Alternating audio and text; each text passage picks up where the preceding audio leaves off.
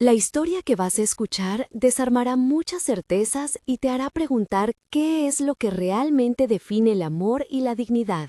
Valentina Herrera tenía todo en apariencia y un vacío que pesaba más que cualquier herencia. En una noche que empezó con una fiesta en su terraza privada, llegaron dos mujeres que no buscaban aplausos y que con unas esposas cambiaron el rumbo de su vida. Lo que sigue no es solo un romance, es el despertar de una identidad y una transformación que desbordó salones, templos y calles. Al final, algo que nadie esperaba se convertirá en un acto público de coraje que reescribirá su legado. Si esto toca tu corazón, deja un like para que podamos contar más historias que muestran la dignidad humana. Prepárate para ver cómo el poder se encuentra con la humildad y cómo el amor puede nacer en el lugar más inesperado. Valentina vivía en una casa de paredes blancas y ventanales amplios que daban al mar. Cada mañana la luz entraba como una promesa, y sin embargo, ella sentía que algo faltaba. El apartamento olía a incienso caro y a crema corporal, a café hecho por alguien que sabía exactamente cómo hacerlo, a libros sin leer que herencia de generaciones mantenía en estanterías entintadas. Su agenda estaba llena de cena de beneficencia, juntas con fundaciones y registros de donaciones que la hacían parecer comprometida. Vestía con prendas de diseñadores que sus amigos en la universidad seguían en redes. Su nombre figuraba en las notas sociales, su rostro en las campañas de caridad. Pero en las tardes, cuando se quedaba sola, el silencio parecía pesar más que las cortinas de seda. Sentía que su valor era medido por lo que pertenecía a su apellido y no por lo que había en su pecho. Javier, su prometido desde la adolescencia, esperaba que siguiera el guión, casarse en la parroquia de la colina, recibir invitados de alto linaje, fundar una familia con fotos en blanco y negro en la sala. Doña Rosa, la ama de llaves que trabajaba para la familia Herrera desde hacía 20 años, le repetía con suavidad que la familia era sangre y deber. Héctor, el hermano menor, le llevaba periódicos con recortes de negocios que su padre siempre contaba como trofeos. Por fuera todo brillaba, por dentro había preguntas sin respuesta. Esa sensación de vacío fue creciendo hasta que una noche la sacudió en forma de sirenas, luz roja y dos mujeres con uniforme que cambiaron su vida con un gesto tan banal como colocar unas esposas. La noche del incidente olía a sal y a perfume de gardenia. La fiesta en la terraza de la mansión Herrera reunía caras conocidas, políticos, empresarios, celebridades. La música vibraba con un bajo que parecía latir en el pecho de todos los presentes. Valentina caminaba entre mesas con bandejas llenas de bocados calientes, escuchando felicitaciones que no iban dirigidas a su interior. Fue en ese ambiente de brillo y ruido que apareció una protesta afuera, a pocos metros, organizada por trabajadores de las empresas que manejaba su familia. Gritos lejanos se colaban como corrientes de aire, voces que reclamaban contra despidos, contra la indiferencia. Alguien arrojó volantes y una puerta se abrió a empujones. En medio del desconcierto, Valentina salió al balcón a mirar. Las sirenas no tardaron. Dos patrullas frenaron en la entrada principal, y de ellas bajaron dos mujeres de estatura media, con botas cubiertas de polvo, con los rostros determinados pero cansados. Una llevaba el cabello recogido en una coleta, Mariana Cruz, y la otra, de cabello rizado, tenía una voz que parecía venir de lejos y al mismo tiempo de un lugar íntimo, Ana Lucía Ríos. Las vieron acercarse y todo se volvió un eco. No era solo la autoridad, era la presencia de dos cuerpos de mujer que actuaban con la misma firmeza que tantos hombres en uniformes en la ciudad rara vez mostraban. En un instante, Valentina se encontró tomada por la curiosidad y por una sensación extraña en el estómago, una mezcla de miedo y de fascinación que no supo nombrar. Mariana habló primero, con tono claro y sin prisa. Valentina preguntó qué pasaba. Ana Lucía explicó que había una orden de retiro de propaganda en la entrada, porque la protesta amenazaba con ocupar el acceso. Javier apareció detrás de ella con una mezcla de orgullo y agresividad y exigió respeto. Mariana le dijo que el orden público debía mantener a salvo a todos. Valentina, con la voz temblorosa, intentó calmar las cosas y pedir que dejaran pasar a los manifestantes para hablar. Ana Lucía contestó que en su experiencia, hablar en caliente no resolvía golpes ni heridos.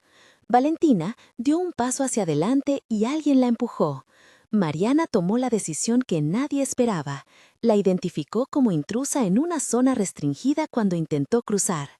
Ana Lucía, con suavidad inesperada, dijo que necesitaban escoltarla para evitar que la tensión escalara. Valentina preguntó si la iban a detener y sintió las manos firmes sobre sus muñecas al momento en que las esposas hicieron clic. El sonido metálico resonó y fue la primera vez que notó lo cerca que estaban esas mujeres. El frío del metal contra su piel contrastó con el calor de la noche y con un olor a gasolina y humo lejano. Al otro lado de la reja, la multitud no dejó de mirar. La escena de la detención quedó grabada en Valentina como un conjunto de imágenes sensoriales. Vio el brillo del lazo de su vestido reflejando las luces azules de los patrulleros. Oyó un murmullo en la barra, risas nerviosas que parecían no saber qué hacer frente a la autoridad. Olió el aroma de su propio perfume mezclado con el sudor de la tensión. Sintió el tacto frío de las esposas y un sabor metálico en la boca, como si hubiera chupado una moneda. Notó la textura de la tela de su vestido entre sus dedos y la aspereza de la carneza de la uña. La lona de la camioneta donde la colocaron. Cada sensación era una declaración de que algo íntimo se movía dentro de ella, una fisura que abría preguntas sobre quién era cuando nadie estaba observando.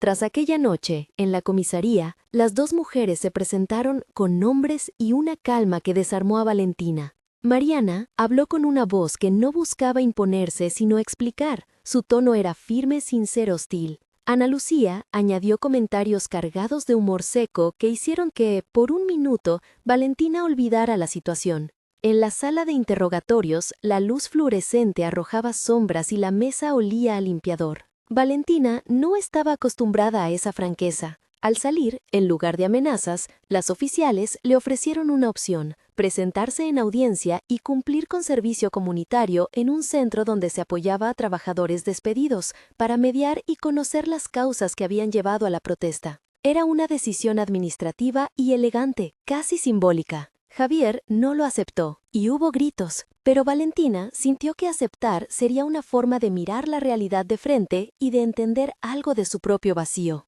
No supo por qué, pero mientras las esposas eran retiradas, su mano rozó la de Mariana y la piel de ambas quedó con una sensación de calor que persistió. En los días que siguieron, Valentina se presentó al centro comunitario donde trabajaban Mariana y Ana Lucía cuando no estaban en la comisaría. El centro olía a pan recién horneado, a café amargo, a tinta de impresora y a detergente. Había mesas de madera con marcas de uso, un pizarrón con números y una pila de cartas de familias buscando apoyo. Conoció a Luciana, la coordinadora del lugar, que llevaba una agenda apretada y una sonrisa franca, a Padre Esteban, que organizaba clases de alfabetización, a Marta, enfermera voluntaria, que siempre tenía una faja en la muñeca por antiguas heridas, y a Carolina, una joven que había perdido su empleo y que protagonizaba uno de los testimonios más duros. Entre ellos, Valentina empezó a ver rostros, historias y manos. Empezó a oler el café, que no era de bar, sino de olla, con granos tostados que hablaban de economías ajustadas. Tocó telas cotidianas, sintió callos de manos que construían y escuchó risas que no pedían nada más que ser escuchadas. Mariana apareció a limpiar registros y ayudar en la logística. Ana Lucía, los fines de semana, daba clases de defensa personal y contaba historias de su barrio que tenían la precisión de quien vivió cada palabra. Los intercambios entre Valentina y Mariana crecieron en complejidad. En una de las primeras conversaciones largas, sentadas frente al pizarrón, dejaron que la conversación se abriera como una cortina. Mariana dijo que su madre le enseñó a no pedir permiso para existir. Valentina respondió que en su casa le enseñaron a pedir permiso para todo. Ana Lucía intervino riendo y contó una anécdota de su primer día en la comisaría. Luciana preguntó por la familia Herrera y Valentina habló con voz baja sobre su padre. Padre Esteban dijo que las heridas sociales se curan con escucha y que la escucha duele. Marta ofreció curitas y dio un consejo práctico sobre no dejar las manos frías. Carolina miró a Valentina y le dijo que más que donaciones quería compromisos. Valentina prometió intentar comprender y se encontró exponiéndose de forma inédita. Mariana dijo que el compromiso verdadero no era solo dinero sino tiempo y respeto. Valentina escuchó y sintió que había una recta que la acercaba a algo que no conocía. El backstory de Valentina tomó forma en conversaciones largas y recuerdos que salían como si alguien abriera un baúl. Nació en una casa con cuadros de antepasados y con la costumbre de que las decisiones importantes se tomaban en la sala del padre, un hombre de negocios que consideraba el mundo como una serie de fichas por mover. Su infancia tuvo tardes de piano y lecciones de etiqueta, pero también tardes de soledad en la biblioteca, donde aprendió a construir castillos con libros. En la adolescencia, un primer amor la hizo creer que el romanticismo era un patrón conocido y seguro. La muerte de su madre, cuando ella tenía 22 años, dejó una herida que nadie supo nominar. Ese duelo la empujó a brazos convenientes y a promesas que ella misma no sentía. Los años de estudio en el extranjero la educaron en rutinas estrictas mientras su corazón buscaba preguntas que nadie le enseñó a formular. La relación con Javier se convirtió en una seguridad social con acuerdos implícitos y un proyecto familiar que tenía la forma de un contrato. Al regresar a la ciudad, la sensación de no pertenecer a lo que le imponían la hizo acercarse a la filantropía como un modo de consumo moral. Nada de eso la preparó para encontrarse con dos mujeres policías que sin proponérselo le mostraron otra manera de existir. El pasado de Valentina no era trágico en términos clásicos, pero era una casa de espejos donde no había un reflejo verdadero. Esa historia conectó directamente con su conflicto actual porque las lecciones que recibió la convertían en un personaje que debía elegir entre obedecer expectativas y buscar su propia verdad. A medida que la relación entre Valentina y Mariana fue ganando presencia, surgieron momentos de tensión que debían ser pausados, examinados y sentidos con calma. Uno de esos momentos ocurrió cuando Javier organizó una gala para asegurar alianzas y pidió que Valentina posara públicamente como la novia establecida que él quería. Ella aceptó por inercia, pero en la noche anterior a la gala recibió una carta sin remitente con recortes de prensa que mostraban despidos en una de las empresas familiares. Esa lectura la despertó. En el párrafo siguiente vio una foto de Mariana en una marcha y un titular que sugería que las fuerzas del orden habían sido demasiado firmes. El conflicto interno explotó. ¿Apoyar a su familia o a la verdad que parecía latir fuera de sus muros? En ese instante, la tensión fue física. Le dolía el pecho, recordaba el metal de las esposas, la voz de Ana Lucía diciendo que el servicio público no era sinónimo de frialdad. Respiró hondo. Tocó el vestido colgado y sintió la tela como una barrera entre su vida cómoda y la posibilidad de cambio. Fueron 5 minutos que parecieron una eternidad, una pausa donde la memoria de su madre le martilló enseñanzas contradictorias y la presencia de Mariana le mostró una alternativa. El resultado fue que Valentina decidió que debía actuar no por espectáculo, sino por coherencia. Esa decisión provocó una fractura que tendría consecuencias y que provocó el primer malentendido público. El antagonista de esta historia no era un villano caricaturesco, sino la red de prejuicios y de privilegios que intentó humillar a quien se apartara del guión. Javier se convirtió en la figura que representó esa presión social. En la cena de gala, frente a invitados con copas de cristal y trajes impecables, él la presentó como su pareja y anunció planes de expansión empresarial. Cuando Mariana, convocada por un grupo de trabajadores para dar testimonio sobre el episodio de la protesta, apareció en la recepción para pedir que se escuchara una versión diferente, Javier la interrumpió. Sus palabras fueron un cuchillo. Insinuó que Mariana y Ana Lucía no entendían la dinámica empresarial y que estaban sembrando caos. Un grupo de asistentes aplaudió su intervención con una mezcla de nerviosismo y alivio por la restauración del orden. Valentina, al ver el gesto de humillación, se levantó. Siguió un intercambio cargado de tensión que fue desacelerado, pero no menos profundo en su impacto. En esa escena, la indignidad pública la obligó a decidir, callar y mantener su posición social o levantarse y defender lo que había visto con sus propios ojos. El momento fue lento. con la sensación de que cada latido contaba. Valentina recordó las manos callosas de la gente en el centro comunitario, la voz de Carolina pidiendo oportunidades, la calma de Mariana cuando la esposó. Decidió hablar. Su voz recordó a la de alguien que se encuentra con su propia verdad. El silencio que siguió fue pesado, y la reacción de Javier fue más fría que antes. Aquella noche hubo un despliegue de chismes que la acusaron de teatralidad y de traición. Fue la primera vez que la ciudad pronunció su nombre como si fuera un objeto de presa. Tras ese enfrentamiento, Valentina planeó una salida que terminó en ausencia. Resolvió tomar distancia para evitar que su familia controlara cada movimiento y para pensar con honestidad. Empacó unas pocas cosas, dejó una nota donde decía que necesitaba tiempo y partió sin explicar el destino. Antes de irse, confió una carta a Doña Rosa para que le entregara en caso de necesidad. Esa decisión fue interpretada por muchos como una huida cobarde. Javier proclamó públicamente que ella se había ausentado por vergüenza. En realidad, Valentina había decidido aparecer en el barrio donde Mariana había crecido, trabajar unas semanas en el centro comunitario sin que nadie supiera su apellido y, sobre todo, escuchar.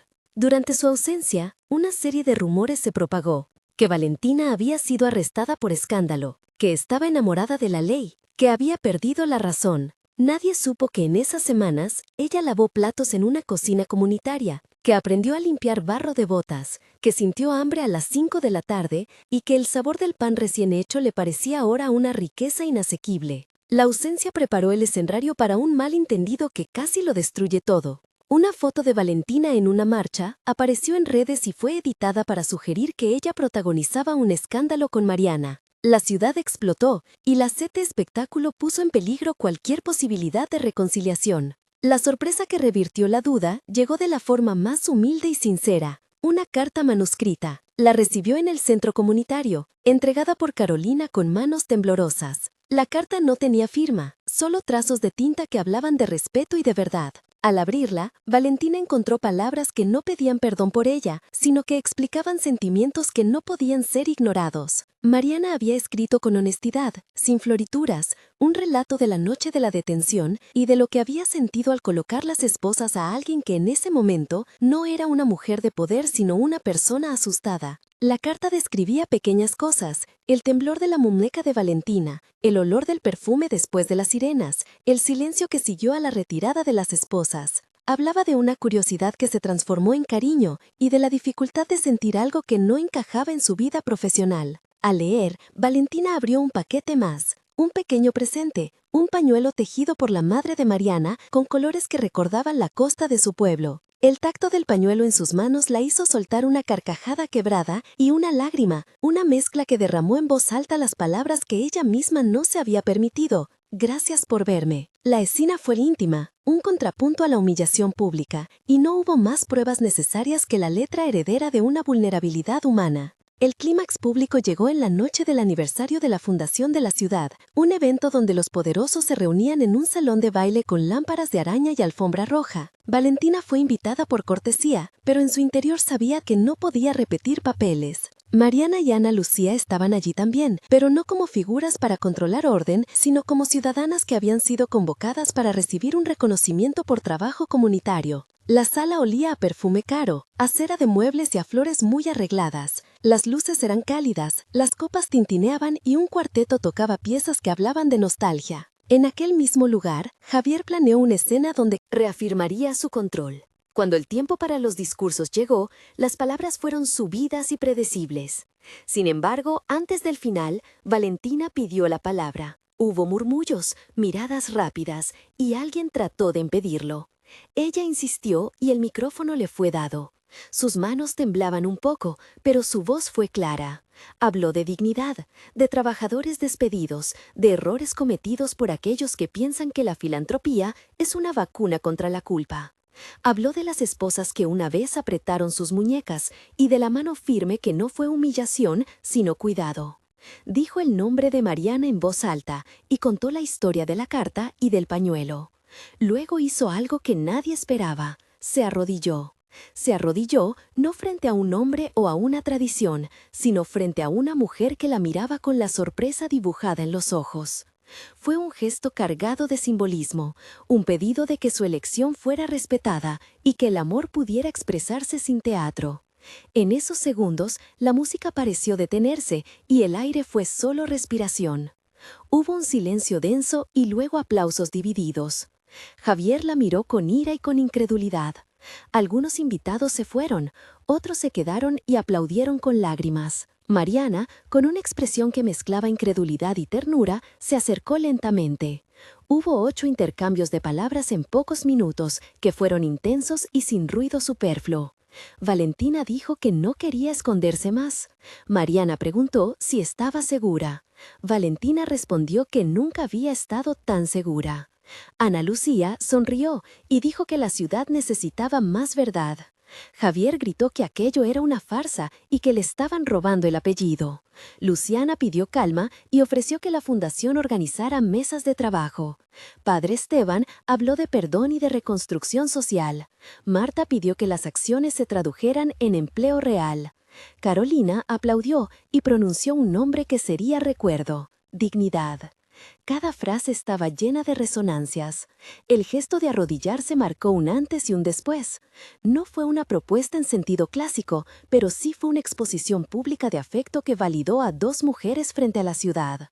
Las reacciones fueron múltiples. Algunos medios intentaron convertirlo en espectáculo y otros en mensaje político. Sin embargo, lo importante fue que la dignidad fue reivindicada. En la comunidad hubo secuelas concretas. Primero, un proyecto impulsado por Valentina y Mariana, junto con Luciana y Carolina, empezó a gestarse para convertir los talleres del centro en rutas de empleo y capacitación. Segundo, apareció una investigación que verificó las prácticas laborales de las empresas donde trabajaban los despedidos y redactó propuestas para contratación responsable. Tercero, la Fundación Herrera, que hasta entonces había sido un sello en invitaciones, se transformó en una estructura que ofrecía becas, clases y apoyo para emprendimientos locales. Todo ello generó polémica y también esperanza. Un par de escenas técnicas explicaron cómo se llevó a cabo la parte legal y administrativa de todo este proceso. Primero, se estableció un protocolo de mediación laboral que dictaba pasos claros: recepción de quejas, verificación documental, mesas de diálogo, propuestas de reinserción laboral y seguimiento trimestral. Ese procedimiento incluía la designación de un mediador independiente, clausulado de confidencialidad para proteger a trabajadores y una calendarización de acciones con responsables asignados. Segundo, se inició un trámite de transparencia interna en la fundación, que implicó auditorías, publicación de balances y la creación de un comité ciudadano que supervisaba donaciones. Ambas acciones requirieron la intervención de abogados laborales y contadores, además de la coordinación con oficinas municipales. Estas descripciones no son decorativas, muestran procesos verificables que explican cómo una palabra pública se tradujo en medidas concretas. A la altura de un tercio de esta historia, cuando Valentina se enfrentó a la humillación pública y luego eligió hablar, te invito a una pausa empática. Si hubieras estado en su lugar, ¿cómo reaccionarías ante la presión social y la expectativa familiar? Respira un momento y piensa. Comparte en los comentarios cuál fue el gesto que más te conmovió hasta aquí. Puedes escribir en una línea: lo que más me tocó fue, o si estuvieras en su lugar harías. Tus comentarios ayudan a que otros se sientan menos solos y nos dan ideas para contar más relatos que importan. Gracias por participar. Ahora, volvamos a la narración y a ver cómo esos gestos privados se convirtieron en políticas públicas y en un cambio personal profundo. En lo personal, la transformación no fue lineal. Valentina tuvo que enfrentar resistencias dentro y fuera de su familia. Javier rompió el compromiso y emprendió acciones legales para preservar su imagen. Algunos socios se retiraron y otros la criticaron en medios que buscaban escándalo. Pero hubo apoyo también. Doña Rosa dijo que siempre supo que su corazón era más libre de lo que muchos imaginaban. Y Héctor rompió con algunos socios para mantener la coherencia con lo que consideraba justo. Personas como Luciana, Marta, Carolina y Padre Esteban tomaron papeles activos en los programas de la nueva fundación. Nombres como Inspector Morales y la abogada Sandra Flores aparecieron para mediar cuestiones legales y crear un marco protector. La red de personajes secundarios fue crucial. Cada uno aportó una acción específica que mantuvo vivo el proyecto. Luciana organizó talleres, Marta garantizó atención sanitaria, Padre Esteban abrió espacios en su parroquia para clases nocturnas. Carolina facilitó conexiones con comercios locales que contrataron a ex empleados. Inspector Morales validó procedimientos y Sandra ayudó a redactar convenios de empleo. Hubo momentos de tensión interna que se desaceleraron para ser comprendidos. Uno de ellos fue la noche que Valentina recibió amenazas anónimas por su decisión pública. Pasó horas en vela, recordando la calma de Mariana en la comisaría y la calidad del pañuelo tejido. Fue un instante donde la memoria y el miedo se mezclaron. Recordó la cara de su madre, la soledad de las largas cenas, la sensación de que la ciudad podía devorar cualquier diferencia. Respiró, escribió una carta pública y la leyó en la radio. Esa carta fue una mezcla de confesión y de compromiso. En otra ocasión, hubo una discusión con doña Rosa sobre la lealtad y el deber familiar que tuvo que ser resuelta con paciencia y escuchas largas. Cada uno de estos momentos fue tratado en clave íntima, mostrando que la transformación pide sostén y tiempo. 6 meses después de la Noche de las Esposas, la ciudad mostraba signos tangibles de cambio. A un mes, Valentina había consolidado una mesa de trabajo con representantes de la comunidad y la empresa para revisar prácticas laborales. La fundación lanzó una convocatoria de becas que benefició a 20 jóvenes y se organizó un programa de capacitación que incluyó oficios y formación digital. El centro comunitario recibió una subvención que permitió reparar el techo y comprar computadoras. La presencia de Mariana en las mesas de mediación fue clave para generar confianza. A los 3 meses se había firmado un convenio con una cooperativa local para la contratación de proveedores y la creación de microempresas. El programa de reinserción laboral reportó testimonios de familias que recuperaron ingresos. La relación pública entre Valentina y Mariana ganó respeto en algunos sectores y rechazo en otros, pero lo decisivo fue que las oportunidades se multiplicaron. A los 6 meses, la fundación empleaba a más de 30 personas en proyectos de impacto y había abierto un centro de emprendimiento que ofrecía asesoría legal y contable. Además, se constituyó formalmente una ONG que llevaba el nombre de la madre de Mariana, un homenaje que fundó un puente entre ambas familias. Todo esto no se logró sin fricciones, pero mostró que la dignidad y el trabajo pueden transformarse en legado. La última escena es de una ceremonia sencilla en la que se inauguró el centro de emprendimiento. Había pan, café, aplausos y un grupo de mujeres que tejían nuevas redes. Valentina habló en pocas palabras. Mariana la observó desde la primera fila con una mezcla de orgullo y timidez. Doña Rosa lloró abiertamente y Javier no asistió. Luciana leyó los nombres de quienes habían participado en el proyecto. Carolina entregó diplomas y Padre Esteban bendijo la iniciativa con una reflexión sobre la dignidad del trabajo. Al final, Valentina tomó la mano de Mariana y no hubo gestos grandilocuentes, solo una certeza compartida. Su valor no venía de ningún apellido, sino de la coherencia de sus actos. Hoy, la Fundación emplea a decenas de familias y mantiene programas de formación que ya cambiaron historias. En la comunidad, la conversación sobre derechos laborales y afectos no convencionales se volvió más abierta. Si esta historia te conmovió, comparte y suscríbete para que podamos contar más relatos de transformación que nos recuerden que la humildad y el compromiso son el origen del cambio. Nunca dejes de creer en el poder del corazón.